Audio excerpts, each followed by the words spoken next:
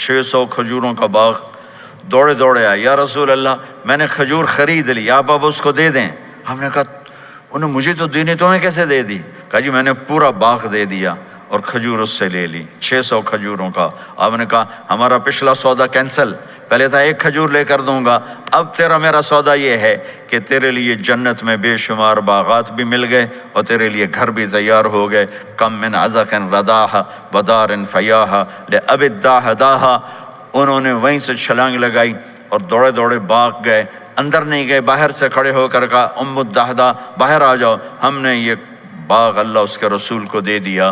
یہ میرے عزیزو جہاں بھی رہو محمد مصطفیٰ صلی اللہ علیہ وسلم کی مبارک اور پاکیزہ زندگی کو اپنا ساتھی بنا لو، تو یہ جہان بھی آپ کا ہے، وہ جہان بھی آپ کا ہے۔ کوئی مشکل زندگی نہیں ہے، چند فرائض ہیں، 5 وقت کی نماز ہے، کیا زور لگتا ہے، کتنی دیر لگتی ہے 5 وقت نماز میں، کتنی دیر لگتی، اور مسافر ہو تو آدھی ہو جاتی۔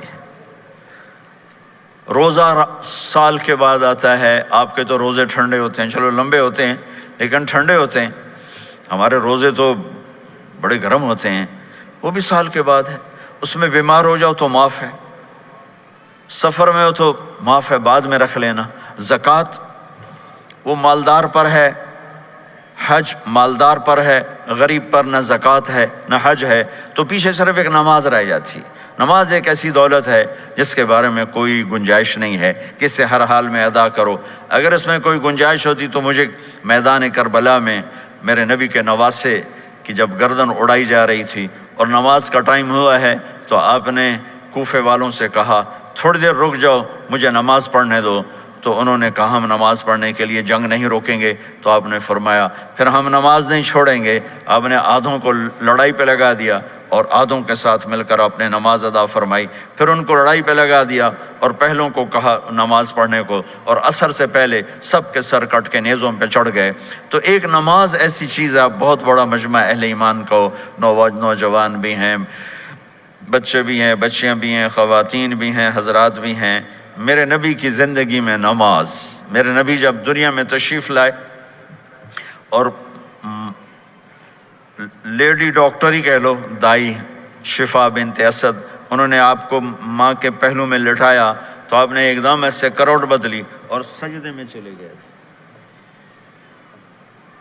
لمبا سجدہ کیا، پھر اس کے بعد سر اٹھا کے یوں کیا اور اس ہاتھ کا سہارا لے کر اس ہاتھ کو یوں اٹھایا اور ایسے انگلی کو کیا تو ایک پورے عالم میں نور ہی نور پھیل گیا اور آپ گرے، اور پھر اس بچہ جیسے ہوتا ہے ویسے آتے ہی اعلان کیا کہ میں سجدے لے کر آ رہا ہوں۔ اور جب آپ دنیا سے جا رہے تو آپ نے کہا نماز نماز نماز نماز نماز نہ چھوڑنا۔ تو عبادات میں ایک نماز ایسی ہے جس میں گنجائش نہیں۔ اور اس کے بعد دوسری زندگی میں چند چیزیں ہیں، چند چیز، ان سب کا خلاصہ کروں تو 4 چیزیں ہیں، سب کا خلاصہ کروں تو 4 باتیں، وہ بھی حدیث پاک میں ہے۔ میرے نبی نے فرمایا اربع من کن فیہ ما ضرہ ما فاتہ من الدنیا، 4 باتیں لے لیں اس سارے ہال کے حاضرین حاضرات سامعین سامعات، تو میرے نبی فرماتے ہیں اس کو سب کچھ مل گیا، سب کچھ مل گیا، 4 باتیں سب کچھ مل گیا۔ صدق حدیث، حفظ امانت، حسن خلیقت، عفت فی طعمت، 4 باتیں، سچ بولے جھوٹ نہ بولے، سچ بولے جھوٹ نہ بولے، دیانتداری سے کام کرے دھوکہ نہ دے، اخلاق اچھے ہوں بد اخلاق نہ ہو، رزق حلال ہو حرام نہ ہو۔ 4 باتیں جو کر لے گا وہ پورا دین اس کے ہاتھ میں آ جائے گا۔ عبادات کے بعد نماز فرائض، تو ایک سچائی ہو، ایک دیانتداری ہو، ایک اخلاق اچھے ہوں اور ایک رزق حلال ہو، تو ہر چیز آپ کے تابع اللہ تعالیٰ کر دے گا۔ یہ پورے کا پورا دین ہے جو میرے نبی لے کر دنیا میں تشریف لائے۔ یہاں کے ماحول میں دوڑ لگی ہوئی ہے اور ایک دوسرے کو خیال کرنا یا اس کے لیے وقت نکالنا، خاص طور پر جہاں والدین پوری دنیا میں ہی پریشان ہیں، لیکن ان ملکوں میں زیادہ پریشان ہیں کہ پتہ نہیں سسٹم ایسا ہے یا قدر کوئی نہیں ہے۔ لیکن میرے نبی نے فرمایا تھا کاش میری ماں زندہ ہوتی تو تم لوگ دیکھتے میں کیا کرتا۔ میں عشاء کی نماز کے مصلی پہ کھڑا ہوتا، سورۃ فاتحہ پڑھ رہا ہوتا، اور ادھر سے میری ماں مجھے پکارتی محمد، تو میں ماں کے لیے نماز توڑ دیتا۔ ایک صحابی کا پیغام آیا ان کی بیگم کا کہ وہ مر رہے ہیں لیکن کلمہ نہیں پڑھا جا رہا، تو آپ تیزی سے اس کے گھر گئے، دیکھا تو وہ بول رہے ہیں۔ ہم نے کہا کلمہ پڑھو، کہا جی نہیں پڑھا جاتا، ویسے بول رہے ہیں نہیں پڑھا جاتا۔ آپ نے پوچھا اس کے والدین میں کون زندہ ہے؟ کہا جی ماں زندہ ہے۔ آپ نے کہا بلاؤ، ان کی ماں آ گئی۔ آپ نے کہا تم اس سے ناراض ہو؟ کہا جی ناراض ہوں۔ کیا ناراضگی ہے؟ کہ یا رسول اللہ بدتمیزی سے بولتا تھا، بس اور کوئی ناراضگی نہیں، بہت نیک بچہ ہے، تہجد بھی پڑھتا ہے، روزے بھی رکھتا ہے، قرآن بھی پڑھتا ہے، مجھ سے بولتا ہے تو سخت ہو کے بولتا، ریش ہو کے بولتا۔ تو آپ نے کہا معاف کرتی ہو؟ کہا نہیں میں نہیں معاف کرتا۔ تو آپ نے فرمایا میں اسے آگ لگا دوں پھر سفارش کرو گے؟ کہا ہاں ہاں پھر تو کروں گے۔ کہا اگر تو نے معاف نہ کیا تو اللہ اسے جہنم میں ڈال دے گا۔ انہوں نے کہا نہیں میں معاف کرتی ہوں۔ جب ماں نے کہا میں معاف کرتی ہوں، آپ نے کہا کلمہ پڑھو، تو اس نے کہا لا الہ الا اللہ، اور اس کی جان نکل گئی۔ پھر آپ نے ان کا جنازہ پڑھایا اور فرمایا کہ جس نے ماں باپ کو دکھ دیا اس پہ اللہ کی لعنت، اس پہ زمین آسمان کی لعنت، ان کی نہ نماز قبول ہے، نہ روزہ قبول ہے، نہ صدقہ قبول ہے۔ تو مجھے آپ اکثر نوجوان نظر آ رہے ہیں، آپ فیملیز والے ہیں، اپنے ماں باپ کو عزت دیں، اپنے ماں باپ کے پاؤں دھو کر پئیں، ان کی دعا لے لیں، وہ دعا آپ کو کہاں سے کہاں پہنچا دے گی۔ ماں باپ کی دعائیں وہ کام کرتی ہیں جو نہ امریکن ڈالر کرتا ہے، نہ کینیڈین ڈالر کرتا ہے، نہ برٹش پاؤنڈ کرتا ہے، نہ پاکستانی ہندوستانی روپیہ کرتا ہے۔ ماں باپ کی دعاؤں سے ساتوں آسمان کے دروازے کھل جاتے ہیں، زمین آسمان کی برکتیں سمٹ کر ان لوگوں کے پاؤں میں آتی ہیں جو اپنے ماں باپ کی دعا لیتے ہیں۔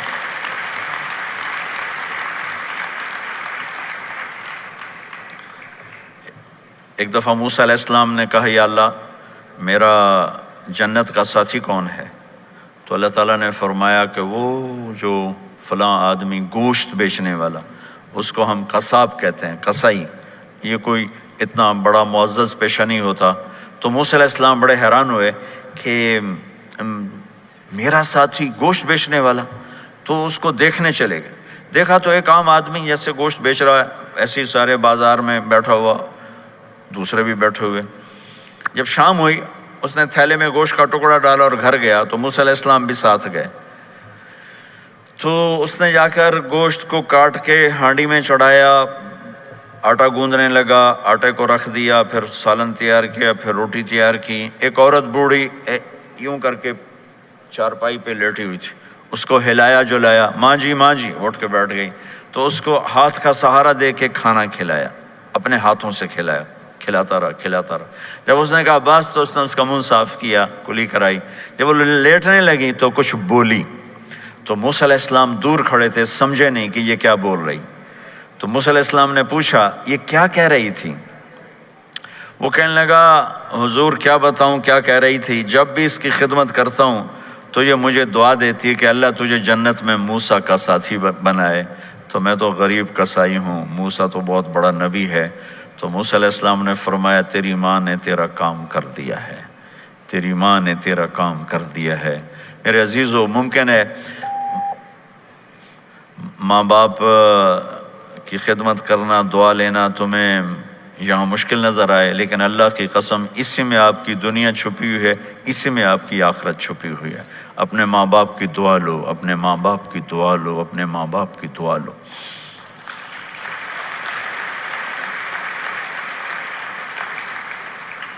دوسرا رشتہ ہے یہاں خاوند اور بیوی کا۔ پورے ویسٹ میں طلاقیں بہت زیادہ ہو گئی ہیں، بہت زیادہ طلاق کی ریشو بڑھ گئی ہے۔ یہ سب سے خوبصورت رشتہ ہے، سب سے عالی شان رشتہ ہے، اور اللہ کے نبی نے فرمایا سب سے بہترین انسان وہ ہے جو بیوی کے ساتھ اچھا سلوک کرتا ہو۔ اور آپ کو ایک عجب حدیث سناؤں، سب سے پہلے جو چیز قیامت کے دن میری نیکیوں اور برائیوں کو تولنے کے لیے جب اللہ ترازو لگائے گا، تو سب سے پہلے جو چیز تولنے میں رکھی جائے گی وہ میرا بیوی کے ساتھ سلوک تولا جائے گا اور بیوی کا خامند کے ساتھ سلوک تولا جائے گا۔ یہ وہ رشتہ ہے جس کو سب سے پہلے جنت میں بنیاد رکھی گئی۔ اللہ نے آدم اور حوا کا نکاح پڑھا کر انہیں خامند اور بیوی کے رشتے میں جوڑا، اور یہی رشتہ جنت میں جا کے آخر میں بھی یہی رشتہ ہے، وہ خامند اور بیوی کا رشتہ ہے۔ میرے نبی نے 11 شادیاں کی، اللہ کی قسم صرف ہمیں زندگی سمجھانے کے لیے کی کہ گھر میں زندگی کیسے گزاری جاتی ہے۔ نماز کے لیے 1 لوٹا پانی چاہیے، 10 منٹ چاہیے، لیکن گھر میں اچھے اخلاق کے لیے بہت بڑا ظرف چاہیے۔ بیوی کے اخلاق ہوں خامند کے لیے، خامند کے اخلاق ہوں بیوی کے لیے۔ یہ اتنا خوبصورت رشتہ ہے، اتنا بنیادی رشتہ ہے کہ تمام رشتے اس کے سامنے چھوٹے پڑ جاتے ہیں۔ ہمارا عام طور پہ جوائنٹ فیملی سسٹم ہے، ہم اپنے اس رشتے کو بچائیں باقی رشتوں کی زیادتی سے۔ والدین سختی کریں تو اپنی بیوی کو بچاؤ، بیوی سختی کرے تو اپنے والدین کو بچاؤ، بیچ میں تم ایک ترازو کا کام کرو۔ ہم اپنے گھر کو خوبصورت بنانا چاہتے ہیں تو جو ڈالر سے نہیں خوبصورت ہوگا، یہ آپ کے اخلاق سے خوبصورت ہوگا۔ ایک میٹھا بول وہ بیوی کے دل کو خرید لیتا ہے، ایک میٹھا بول وہ خامند کے دل کو خرید لیتا ہے۔ ایسی اولاد کے ساتھ بھی وہ شدت اور سختی نہ ہو، بلکہ نرمی کا معاملہ ہو، پیار محبت کا معاملہ ہو۔ میرے نبی نے حسن حسین کے ساتھ 7 سال گزارے، آپ نے ایک نصیحت نہیں کی، ان کے ساتھ کھیلتے تھے، ان کو ٹائم دیتے تھے۔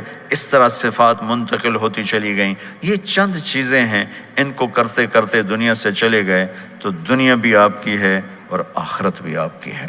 اور میں اپنی بات ختم کرنے سے پہلے اگر کسی سے لڑے ہوئے ہو تو صلح کر لینا اٹھ کے، اگر کسی سے بات چیت بند ہے تو صلح کر لینا۔